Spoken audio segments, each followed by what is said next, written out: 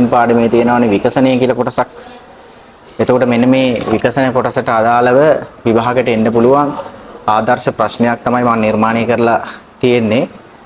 අද අපි අඳින්න බලාපොරොත්තු වෙන්නේ පුතේ ලුප්ත කේතුවක විකසනය.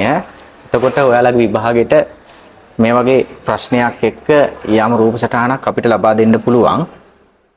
අපි බලමු ප්‍රශ්නේ මොකද්ද කියන්නේ. ඒ වගේම තියෙන දත්ත ටික මොනවද කියලා අපි ඉස්සල්ලාම හොඳට කියවලා බලන්න. හරි. එතකොට මේ කියනවා පුතේ පහත දැක්වෙන්නේ මිලිමීටර් එකක ඝනකම ගැල්වනීකృత වාණයේ තහඩුවකින් නිෂ්පාදනය කිරීමට යෝජිත පතුල සහිත ලුප්ත කේතුවක ත්‍රිමාන රූපයකි. ඒතර පතුල සහිතයි කියලා කියනවා පුතේ.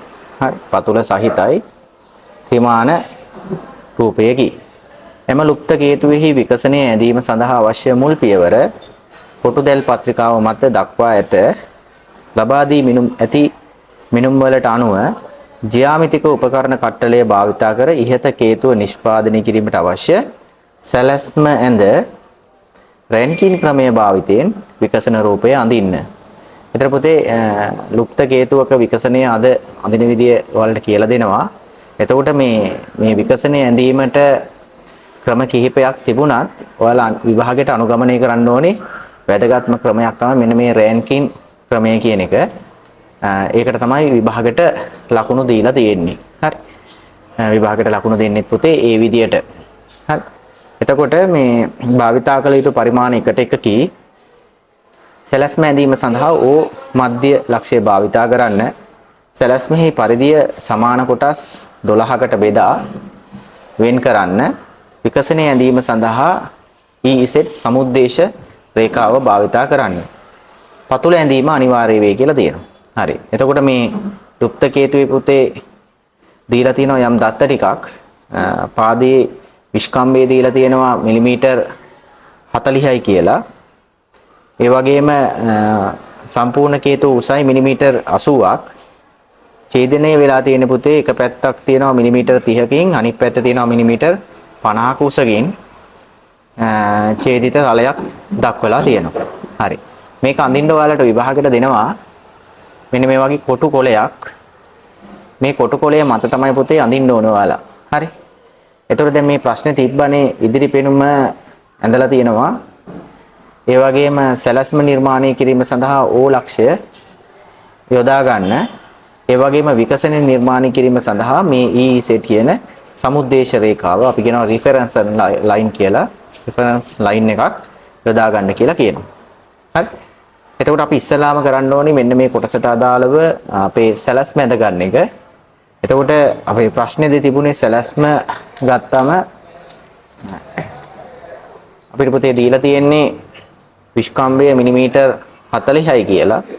එතකොට අපි සැලැස්ම කියලා කියන්නේ උඩින් බැලුවට පස්සේ අඳින වෙනුමනේ. එතකොට අපිට ඉහළ ඉඳලා බැලුවට පස්සේ මේ කේතුවේ පේන්නේ පතුල වෘත්තාකාර හැඩයක්. එතකොට ඒකේ විස්කම්භය ඇවිල්ලා මිලිමීටර් 40යිනේ.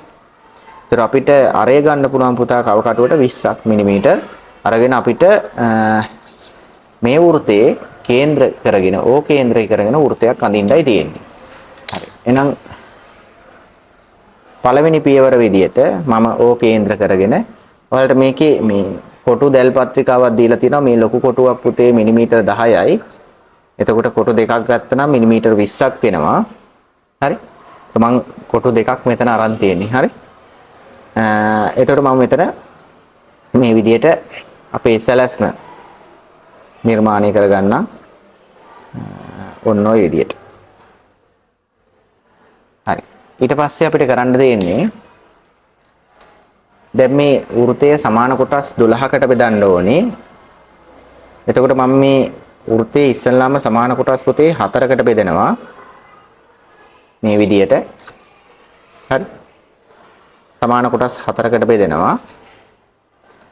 ඊට පස්සේ මේ විදියට අරේ කව කටුවට අරගෙන ඊට පස්සේ මෙන්න මේ විදියට මේ කොටස් 4 තියලා මේ මුළු 4 තියලා මේ විදියට මෙතන එකක් ඡාපයක් කපනවා නම් ඒකම මේ විරුද්ධ පැත්තේ මෙන්න මෙතන තියන්න ඕනේ. හරි. මෙන්න මේ හරිය තියලා පැහැදිලි මේ පැත්ත ඡේදනය කරනවා. ඕන ඔය විදියට.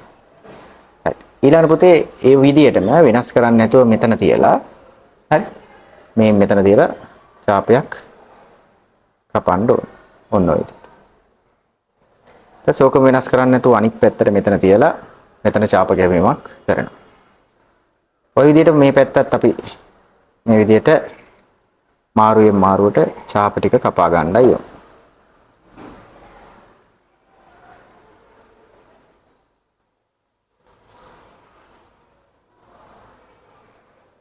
හරි. ඒතර ඔන්න ඔය කැපෙන කොටස් ටික මේ කේන්ද්‍රය හරහා යා කරලා අපිට පුළුවන් මේ වෘත්තය සමාන කොටස් 12කට බෙදා ගන්න.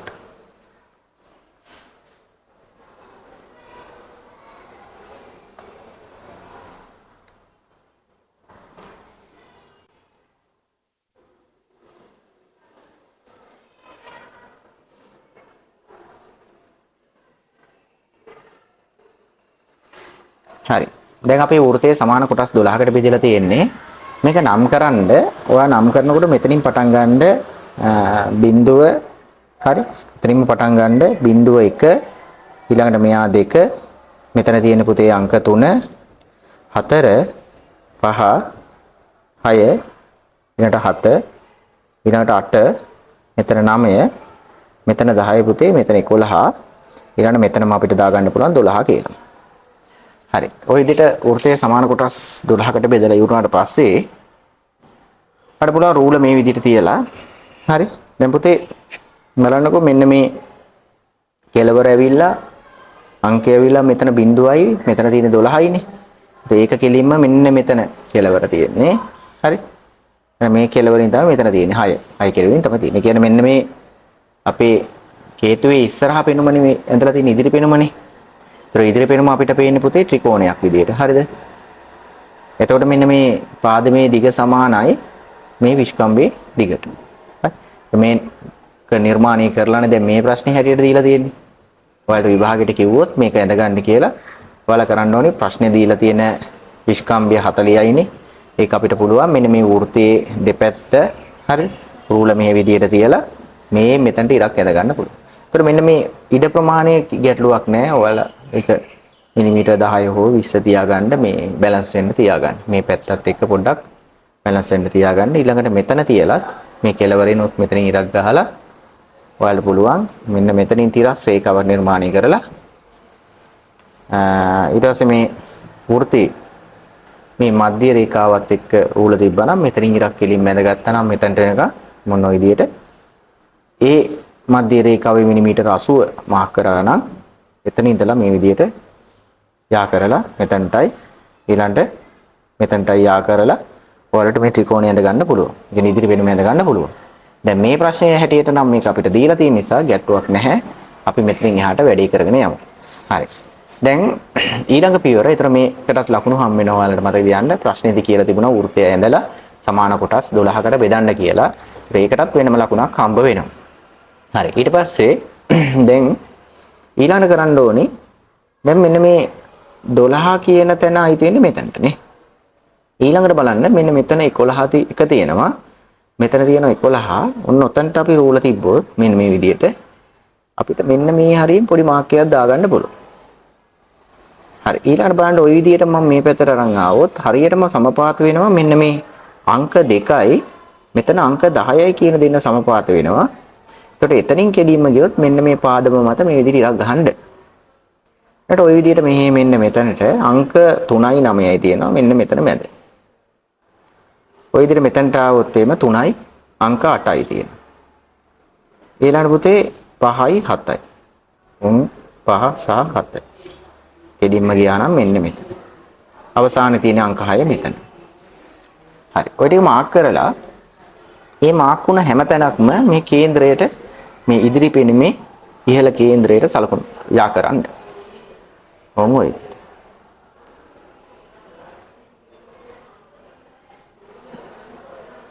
හරි. දැන් ඊළඟට මේක අපි නම් කරගමු. දැන් මේ කෙලවර අංක 12යි බිඳුවයිනේ. ඒතර මෙතන අපි නම් කරගමු පුතේ බිඳුව සහ 12 කියන අංක දෙකම ඊළඟට අංක 1 11. මෙතන තියෙන්නේ පුතේ අංක 1යි 11යි දෙන්නම 2 10. මෙතන තියෙන පුතේ 2 සහ 10 කියන අංක දෙක. මෙතන තියෙන්නේ 3 සහ 9. මෙතන තියෙන්නේ 8 සහ 4. ඊළඟට මෙතන තියෙන්නේ 5 සහ 7. කෙලවරේ තියෙන පුතේ අංක 6. ඔය ටිකත් මම මාක් කරගත්තා ඔය විදිහට. හරි. ඊට පස්සේ දැන් අපි මේ ප්‍රශ්නේ කියනවානේ මේ වම් පැත්තේ ඉඳලා ගත්තොත් එහෙම උස මිලිමීටර් 30යි අනිත් පැත්තෙන් උස ගත්තොත් එහෙම පුතේ මිලිමීටර් 50යි. ඒ මත ඡේදනය කරලා තියෙන්නේ. කියන ලුප්ත කේතුවක් තමයි මේ අඳින්න යන්නේ නේද. දැන් මේ පැත්තෙන් 30යි මේ පැත්තෙන් 50යි. හරි. අපි ඒක මෙන්න මේ ඉදිරි පෙනුම මත ගත්තම හරි මේ වල මැදින් ගත්තා නම් ලේසි ලොකු කොටු ගණන් කරන්න 10යි 20යි 30යි. හරි. ඒක මෙන්න මේ වම් කෙළවරේ මෙතන උස දැන් 30ක් තියෙනවා ඍජු උස. අනිත් පැත්තෙන් ගත්තොත් 50යි. 10යි 20යි 30යි මෙතන 40යි 50යි. රයිට්. මෙන්න මෙතන. ඒතර අපිට පුළුවන් මෙන්න මේ හරහා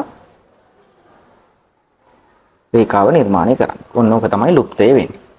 ඒක පොතේ මතක තියාගන්න මෙන්න මේ උඩට ආපු කොටස් ටික අනිවාර්යයෙන්ම මේ වල කඩිරි වලින් තමයි මාක් වෙන්න ඕනේ මේවා. ඒවා කඩිරි වලින්ම මාක් කරන්න. අඳිනකොට මතක් කරලම එතනින් උඩට කඩිරි වලින් මේ ටික අඳින්න. තියෙනවා. හරි.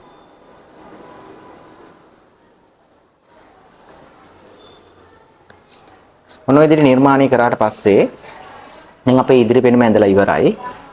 සැලැස්මක් මෙතන ඇඳලා ඉවරයි පුතේ. මේ දෙනක අපිට පුළුවන් මිනුම් ටික දාන්න.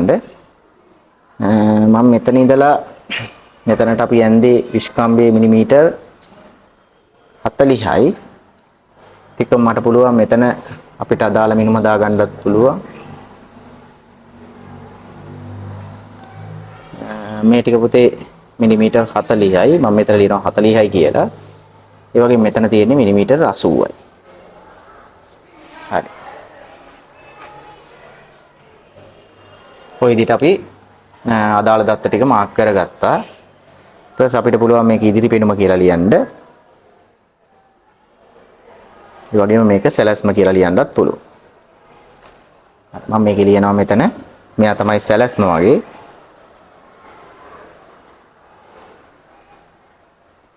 මේක තමයි පුතේ මගේ ඉදිරි පෙනුම.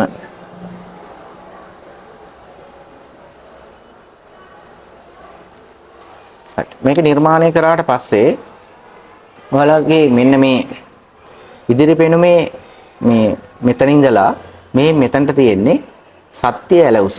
හරි? මෙතන ඉඳලා මෙතනට තියෙන්නේ සත්‍ය ඇල උස. අපි කව කටුවට ඔන්න ඔය දුර ගන්න ඕනේ. හරි. කව කටුවට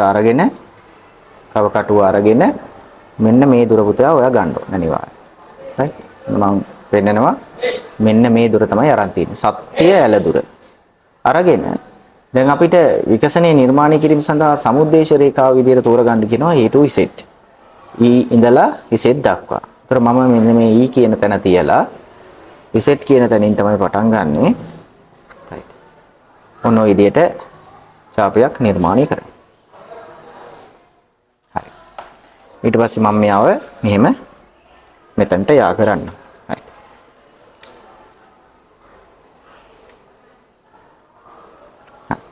දැන් පුතේ අපිට රැන්කින් ක්‍රමය භාවිතා කරන්න වෙනවා මෙන්න මේ අපේ සැලැස්මේ තියෙන වෘත්තය මෙන්න මේ වක්‍ර රේඛාව මතට ගණ්ඩායි යන්නේ. ඒකට අපි පාවිච්චි කරනවා රැන්කින් ක්‍රමය කියන එක. ඒතර ඔයාලට කරන්න තියෙන්නේ අපි මම මෙහෙම කරන්නම්. මෙන්න මේ අංක 3 සහ 4 කියන ස්ථාන වලට GI සලකුණු කරනවා. ඔයාලට තියෙන්නේ මෙච්චරයි කරන්න. අංක 3 සහ 4 කියන දෙන්න තෝරගෙන මේ විදිහට මේක යා කරලා ඒ පාදයේ තව දුරටත් මේ පැත්තට පොඩ්ඩක් දික් කරගන්න. අර ලේසි වැඩක් කරේ. අයි බලන්න පුතේ 4යි අංක 3යි රූල තිබ්බා යා කරලා තව ටිකක් මේ පැත්තට දික් කරා. ඒකට අපි කියනවා දැන් මේ GI තමයි සලකුණු කරේ.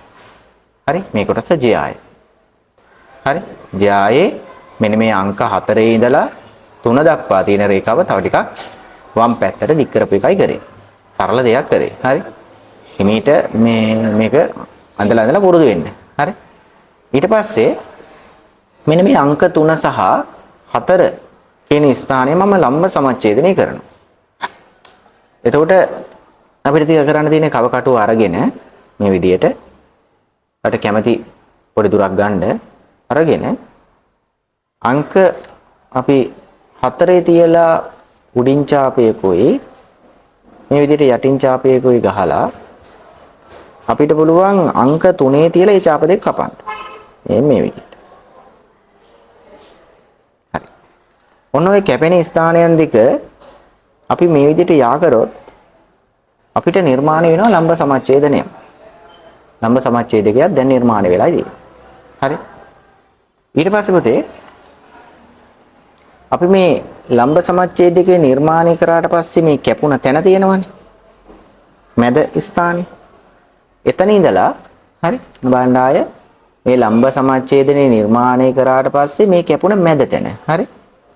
මැද තැන. හරි මේ පරිධිය නෙවෙයි මේ සරල රේඛාවක් යන්දන්නේ මෙතන අංක 3 සහ 4. එතන මේ මැද ඉඳලා අංක 3 දක්වා දුර කව කටුවට අරගෙන. බලන්න අංක 3 දක්වා දුර කව කටුවට ගත්තේ. හරිද? ඊට පස්සේ අපිට පුළුවන් ඕකම අංක 3 තියලා අංක 3 මත තියලා මේ පැත්තට ඡාපයක් අර ඇඳපු අර දිග කරගත්ත රේඛාව තියෙනවා. ඒකේ අපිට පුළුවන් මේ විදිහට ඡාපයක් ගන්න. හරි. ඊළඟට අපි කරන්නේ අන්නේ කැපුණ තැන ඉඳලා ආන්ගේ කැපුණ තැන ඉඳලා. හරිද? අංක 4ට දුර ගන්න. අංක 4ට දුර ගන්න. හරි. අංක 4ට දුර අරගෙන ඔන්න ඔහම පල්ලෙහාට පොඩි ඡාපයක් ගන්න. හරි. ඊළඟට ඔයා කරන්න ඕනේ මේ අපි මෙතන තියෙනවා වෘත්තය සමාන කොටස් 4කට බෙදපු මේ මැද ඉර. එතන ඉඳලා ඔයාලට පුළුවන් මෙන්න මෙතනට ස්පර්ශකයක් නිර්මාණය කරන්න යන්නේ. මේ විදියට රූල තියලා ඔයාලට තියෙන්නේ සරල දෙයක්. මේ පැත්තට තිරස් රේඛාවක් මෙන්න මේ විදියට ගන්න. right. ඔය ඉර දැන් අර කලින් ඇදපු ඡාපයත් එක්ක මෙන්න මෙතන කැපුණ තැනක් තියෙනවනේ. හරි. එතකොට අපි මෙන්න මේ අංක 3 ඉඳලා හරිද? ඔන්න ඔය කැපුණ දුර. හරිද? බලන්න හොඳට. මෙතන දැන් අංක 3 තියෙනවා. මම කව කටුවේ තුඩ තියලා තියෙන අංක 3නේ. 3 මතනේ. 3 ඉඳලා මෙන්න මේ 4 දුර දැන් සරල රේඛීය දුරකට අරන් තියෙන්නේ. මේ වක්‍ර දුර තමයි මම සරල රේඛා දුරකට ගත්තේ. හොඳට බලන්න. මෙන්න මෙතන තියෙන පුතේ වක්‍ර රේඛා දුර තියෙනවනේ. ඔන්න ඔය වක්‍ර රේඛා දුර හරිද? අපිට සමාන වෙනවා මෙන්න මේ මං කියපු මේ අංක 3 ඉඳලා මෙතන අර ඡාපයේ කැපුණ තැනට තියෙන දුරට. හරිද? ඒක එතකොට ඉස්සලා ගත්ත විදිය මතකයිනේ. ආයෙත් මම පෙන්නන්නම් ගත්ත විදිය. අංක 3 ඉඳලා අංක 4 දක්වා අරගෙන මෙහෙම පල්ලෙහාට කැපුවට පස්සේ ඡේදනය වුණානේ මෙන්න මෙතන දැන. හරි? ඒතර අපි මෙතන තියලා රූලකින් මේ විදිහට ගැහුවානේ ඔයා ඉරක් යන්දානේ. එතකොට මෙන්න මෙතන නිර්මාණය වෙනවනේ මෙන්න මේ දුර සරල රේඛීය දුර. ඔන්න ඔය සරල රේඛීය දුර සමානයි පුතේ මේ වෘත්තයේ වක්‍ර දුරට. මේ එක කෑල්ලක වක්‍ර දුරට. ඉතින් ඕක තමයි රැන්කින් ක්‍රමයේදී වක්‍ර රේඛීය දුරක් සරල රේඛා දුරක් බවට පත් කර ගන්නවා කියන්නේ. හරිද? right. ඊට පස්සේ අපි කරන්නේ ඔන්න ඔය දුර ඔය දුර. හරිද? රේඛීය දුරක් බවට පත් කරගත්ත දුර අපි අරන් ගිහිල්ලා හරිද? අරගෙන හරි. මෙන්න මේ ඉඳලා අපි නිර්මාණය කරගත්තනේ මේ ඇල දුර අරගෙන මෙතන කේන්ද්‍ර කරගෙන වක්‍ර දුරක් නිර්මාණය කරගත්තා. ඒතර අපි මේ සෙට් රේඛාවේ හරි මෙන්න මෙතනට හොඳට බලන්න අපිට පුළුවන් ඕන් ඔය විදියට ස්පර්ශකයක් නිර්මාණය කරන්න. හරිද? ඔන්න ස්පර්ශකයක් නිර්මාණය කරලා තියෙනවා.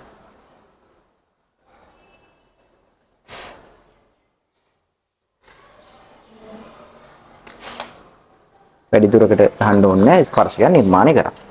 ඊට පස්සේ ඔයා කරන්න ඕනේ මෙන්න මේ අංක 3 ඉඳලා මෙතන අර ඡාපයේ කැපිච්ච දුර තියෙනවනේ. මේ මෙතනට. හරි? ওই දුර කව කටුවට අරගෙන ඇවිල්ලා හරිද? ඒ සරල රේඛා දුර මේ අපි ගහගත්ත සරල රේඛාව මතට ගන්න. කොහොමද? හරි. අරගෙන මෙන්න මේ දුර. හරි? මේ ඡාප දුර, සරල රේඛීය දුර සමාන කොටස් හතරකට බෙදන්න. ඒකට මම කරේ මොකද්ද? රූල අරගෙන කැමැති විදියට මොහොම ඇල ඉරක් ගහන්න. ඒක ප්‍රශ්නයක් නෑ. Tamanට කැමැති ඇල උදුරකට මේ විදියට රේඛාවක් ගහන්න තියෙනවා. ගහලා කව කටුව අරගෙන මේ විදියට හරි කව කටුවට කැමැති දුරක් අරගෙන අපිට පුළුවන් මෙන්න මෙතන තියලා හරි කොටස් හතරක් මේ විදියට ලකුණු කරන්න. කොටස් හතරයි ලකුණු කරන්න මතක තියාගන්න. 2 2යි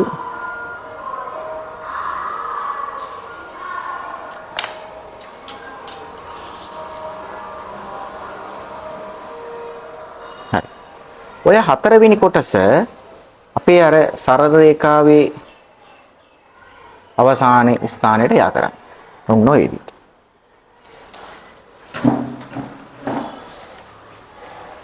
අරගෙන හරි. ඒක තියාගන්න මෙන්න මේ විදිහට අර ඇඳපු දැන් මෙතන රේඛාවක් ඇඳන්නේ මෙන්න මේ රේඛාවට ඔය විදිහට තියාගන්න. තියලා මේ රූල අරගෙන මේ යටින් ඒවා හේතු කරගන්න. මෙන්න මේ විදිහට. ඊට පස්සේ මේ රූල වෙනස් කරන්නේ නැතුව හරි. හිමීට මෙහෙම තල්ලු කරගෙන ඇවිල්ලා අර ඡාප කැපුණ තැන කෙලින් ඔහොම ඉරියන්දින්. එකයි. ඉරි හතරක් එතකොට එනවා. දෙකයි. right. තුනයි. හරි. දැන් බලන්න මේ කෙලවර බිඳුව මෙතන 1 හරි. මෙතන තියෙන පුතේ 2 ඊළඟට 3 ඊට පස්සේ තියෙන්නේ අංක 4. හරි. ඊට පස්සේ කරන්න ඕනේ අංක 1 ඉඳලා හරි අංක 4 දක්වා දුර. right මේ සරල රේඛාවේ කොටස් 4කට බෙදාගත්තනේ. ඔය සරල රේඛාවේ අංක 1 ඉඳලා 4ට දක්වා තියෙන දුර. කව කටුවට අරගෙන right ඊට පස්සේ අපිට පුළුවන් ඔය ඔකම ඡාපයක් උඩට ගහන්න. ඕන් ඔය විදිහට. හරි. දැන් ඔය සරල රේඛීය දුර. දැන් මේ බිඳුවේ ඉඳලා මේ සරල රේඛාවේ තිබුණ දුර අපි මේ වක්‍ර රේඛාව මතට අරන් තියෙනවා. රැන්කින් ක්‍රමයේ භාවිතයෙන්. ඊට පස්සේ අපිට පුළුවන්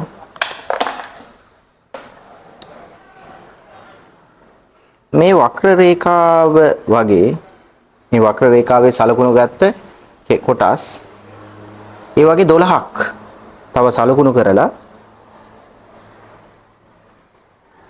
හරි දැන් මේ වෘත්තයේ සමාන කොටස් 12කට බෙදුවානේ ඒ වගේ අපිට කොටස් 12ක් සලකුණු කරලා 1යි 2යි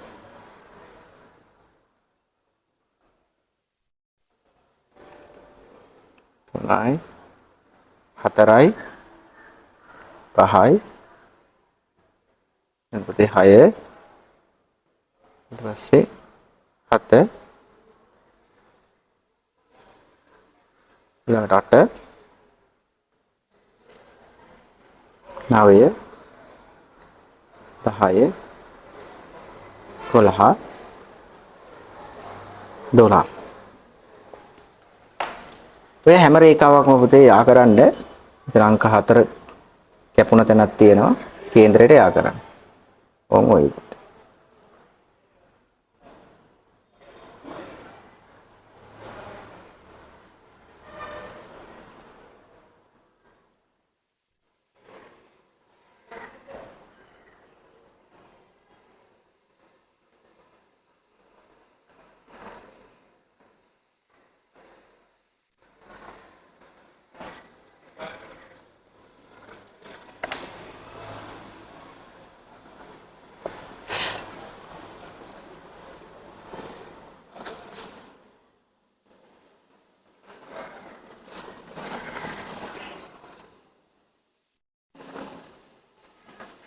හරි 1 2 3 4 5 6 7 8 9 10 11යි 12යි. නම් කොටස් 12ක් සලකුණු කරලා තියෙන්නේ මේ විදිහට. ඒතර මේ පළවෙනි කොටස මෙතන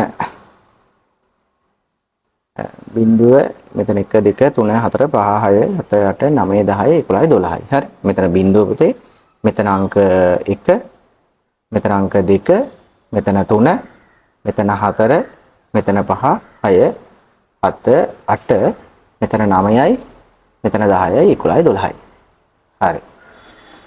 ඊට පස්සේ මේ ඡේදිත තලය අපි මේ ඇඳපු විකසණයට අරන් එන්න ඕනි. සා මම මෙහෙම කරන්නම්. මෙන්න මෙතන මේ යටම කැපුණ තැන ගත්තොත් ඒක අපේ සත්‍ය ඇල දුරට අරන් එන්න ඕනේ. මෙන්න මේ කෙලවරට අරන් එමු. ඊළඟට ඒ කියන්නේ 12 සහ බිඳුව කොහොමද දැන් මේ දුරයි එකමයි. හරිද?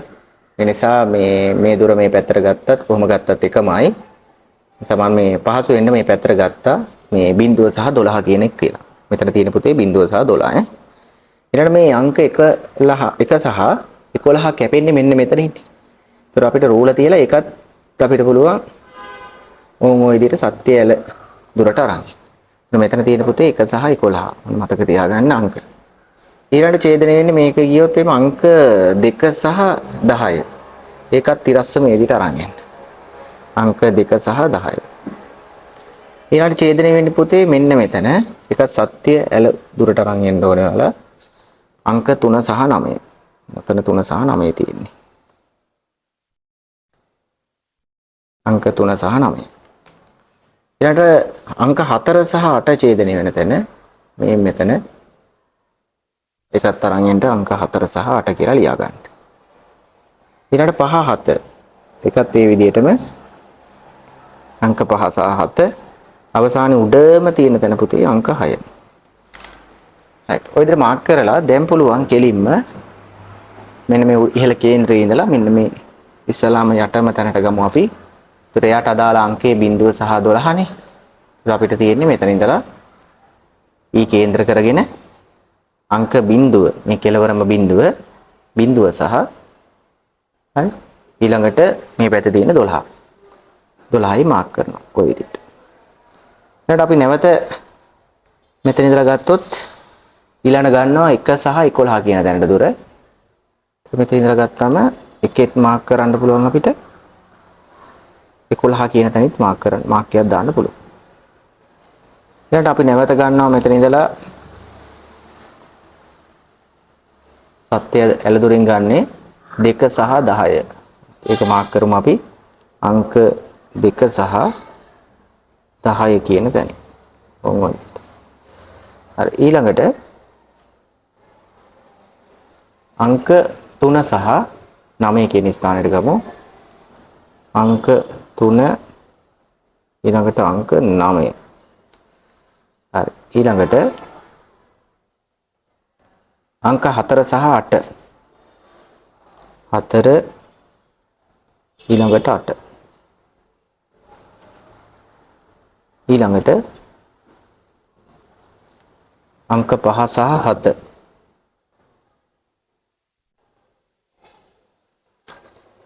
ඊළඟට අවසානයේ අංක 6.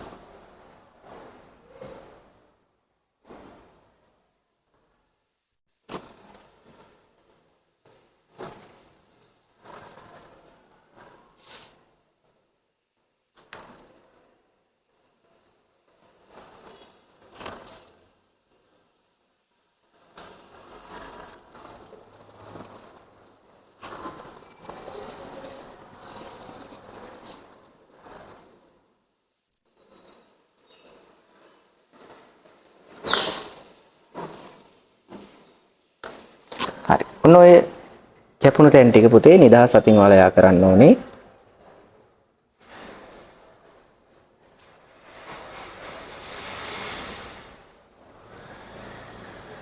මේ විදිහට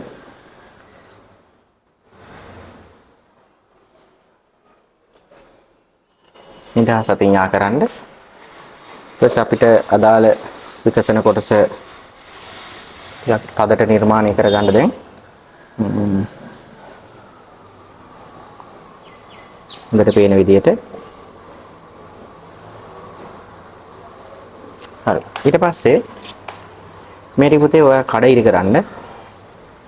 මේ නැතපු අනිත් රේඛා ටික කඩ ඉරි කරන්න.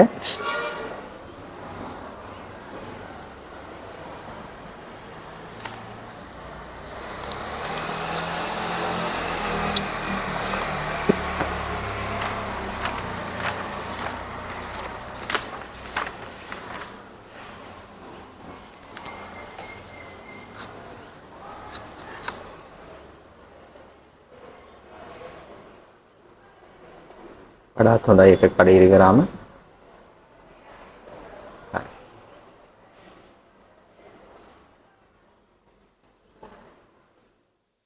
ඔය ටික ඔයාලා කඩේරින් තියන්න.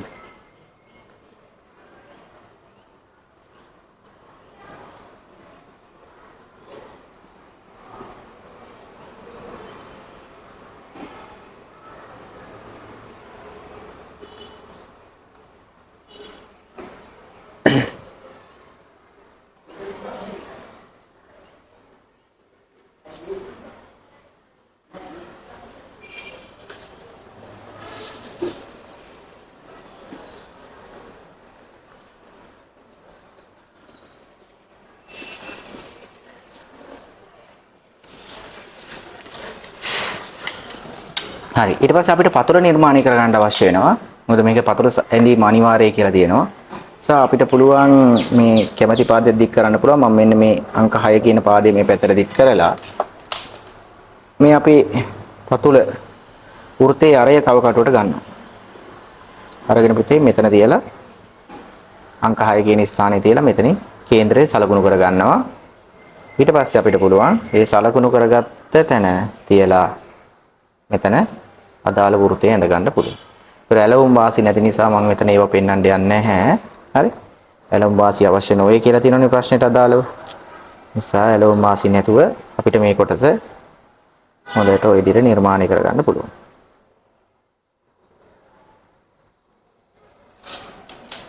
හරි. මෙන්න මේ විදිහට තමයි පුතේ නිර්මාණය කරගන්න තියෙන්නේ. ඔයාලට විභාගයට ආවොත් මේ වගේ ප්‍රශ්නයක්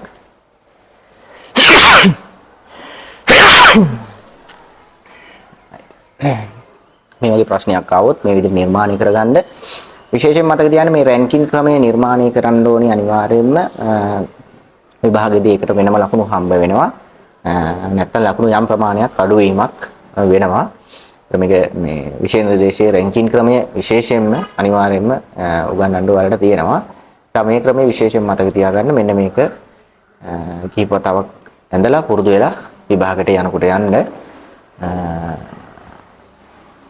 හරි එහෙනම් හැමෝටම ආයුබෝවන් තවත් පාඩමකින් අපි ඊළඟ දවසේ හම්බෙමු එහෙනම්